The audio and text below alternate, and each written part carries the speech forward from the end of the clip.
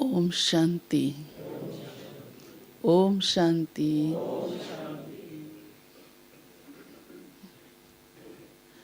प्यारा बाबा इस दुनिया में एक सबसे बड़ा मुसाफिर है। बाबा कहते हैं मुसाफिर तुम भी हो,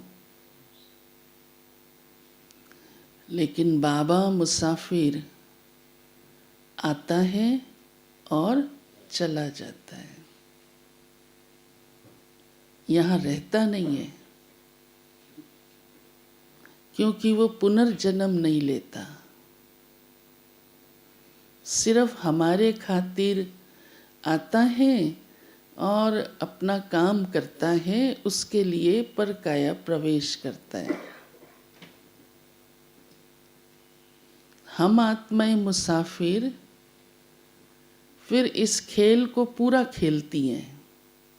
जब भी परम धाम से नीचे उतरती हैं तो पुनर्जन्म में आते रहते हैं, खेल चलता रहता है।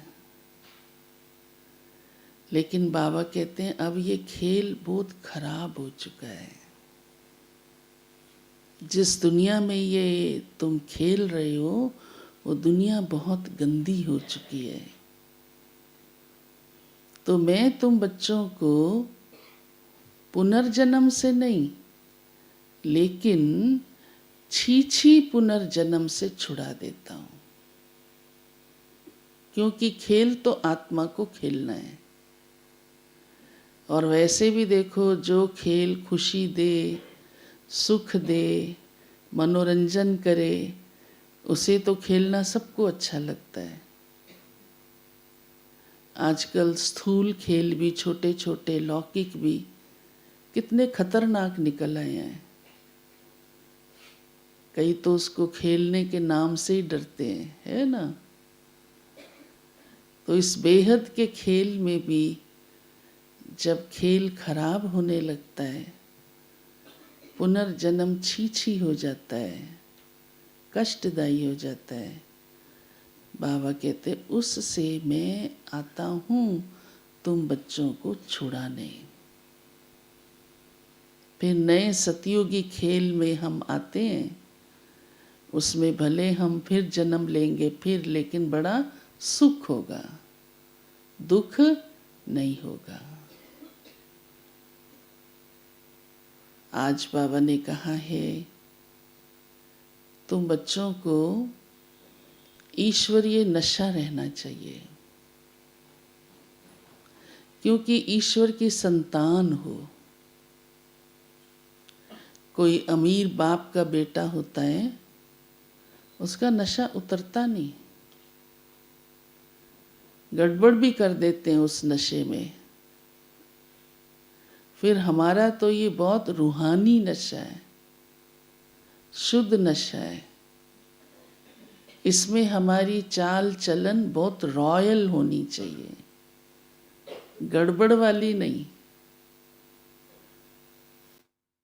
अगर हमें ये याद रहे, बाबा कहते हैं कि मैं ईश्वर की संतान हूँ, तो हमारा सब कुछ चलन कैसी हो जाएगी, अच्छी, रॉयल, ऊंची।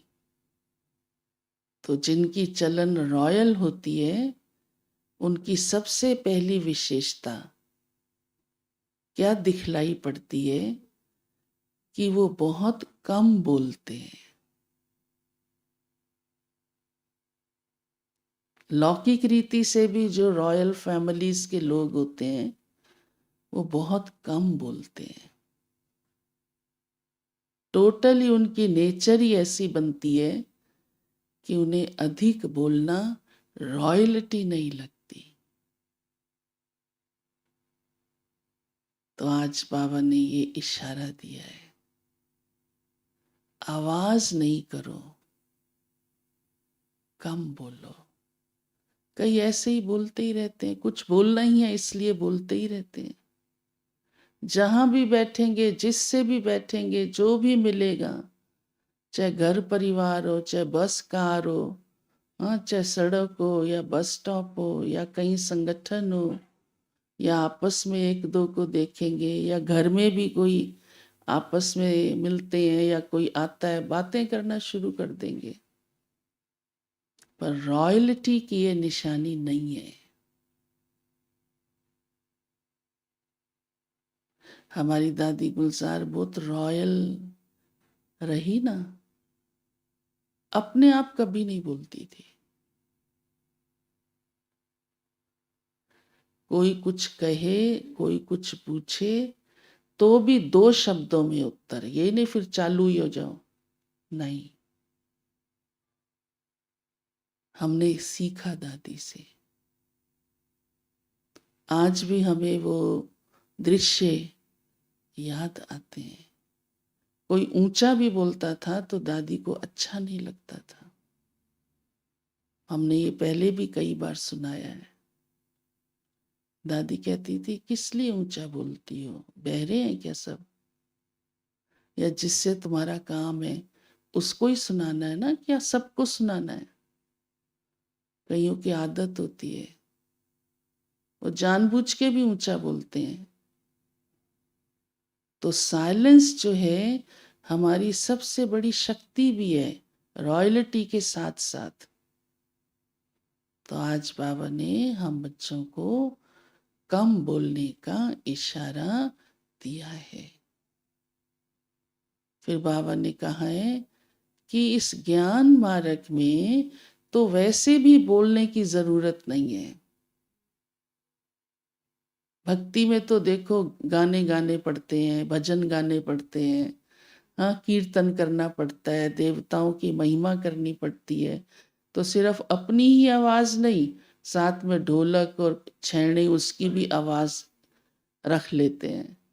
हाँ, राधा बहन हंस रही है क्योंकि राधा बहन ने बहुत भक्ति में बहुत प्यारे प्यारे गीत गाए हैं और अब तो सेवा अर्थ गाती है। हाँ, यहाँ भी गाती है, उसमें तो सेवा समाई है। भक्ति में तो चिल्लाते भी हैं, हाँ, जोर जोर से। पर ये तो बहुत मधुर गीत गाती है, सबको बड़ा प्यारा लगता है। इनके लिए एक ताली तो बजा दो।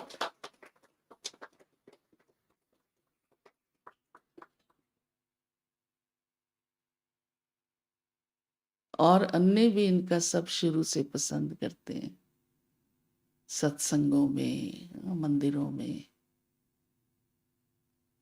तो सचमुच हमारा बोल ऐसा ही हो जैसे गीत और भजन लगे। हाँ, तो बाबा ने कहा यहाँ तो चुप रहना होता है। हाँ, ऐसा नहीं चुप रहना जो उदास हो जाओ। फिर उसकी युक्ति सुनाई है बाबा ने। ये नहीं कि फिर बातें करना शुरू कर दो। हाँ, कईयों को मौका नहीं मिलता ना बोलने का तो भी उदास हो जाते हैं। हाँ, फिर उनको आदत ही होती है, क्योंकि जो बोलेगा वो जरूरी नहीं कि सारी बातें अच्छी बोले। कम बोलेगा तो अच्छी में गुजारा हो जाता है। ज्यादा बोलने में अवश्य आप कभी भी साक्षी होके सुनो तो गड़बड़ी होता है। फिर कई जब तक परचिंतन नहीं कर लेते ना तो उनको उदासी आ जाती है। बाबा ने उसकी भी युक्ति सुनाई है। जो बाबा ने रिकॉर्ड बनवाए हैं, इतने प्यारे प्यारे गीत हमारे बने हुए हैं, वो बजाओ, वो सुनो, तो मन बिजी हो जाएगा, फिर उदासी नहीं आएगी। उसके साथ भले आप मधुर आवाज में, ना भी मधुर हो लेकिन कम आवाज में, हाँ, ज्यादा लाउडली नहीं, ऊंचा नहीं, गा भी सकते हो। वाह प्यारा बाबा, ऐसे तो कहते ही हो ना, मीठा बाबा, हाँ मेरा बाबा। ये भी बहुत अच्छा गीत है, हमारा बना भी हुआ है, मेरा बाबा मेरा बाबा। तो ऐसे बाबा के गीत भले बजाओ, वो भी उतनी आवाज में जितनी आपको चाहिए, ऊंची नहीं जो दूसरा डिस्टर्ब हो। हाँ, अभी आपका कोई परिवार का सदस्य सोया पड़ा है या कोई उसको पढ़ाई करनी है, पेपर देना है, आप ऊंची आवाज में लगा दो मेरा बाबा, हाँ, और गाना भी शुरू कर दो। तो ये भी थोड़ी सी कॉमन सेंस चाहिए कि दूसरे को डिस्टर्ब नहीं करना है। पर हम तो बाबा के बच्चे बड़े समझदार, हाँ, अपनी चलन रॉयल्टी को अच्छी तरह से समझते हैं और उसे बना के भी चलते हैं। तो देखो, मुरली पढ़ते ये ख्याल आ रहा था, ये बात बाबा ने हमें कई बार कही है, कम बोलना, लेकिन फिर भी बाबा कहता रहता है, क्योंकि बाबा जानता है बच्चों का ध्यान हट जाता है, थोड़ा पक्की नहीं हो पाती धारणा, तो बाबा को फिर से कहना पड़ता है। इसलिए हमें बाबा की कही हुई श्रीमत को पूरी तरह पक्का कर लेना चाहिए।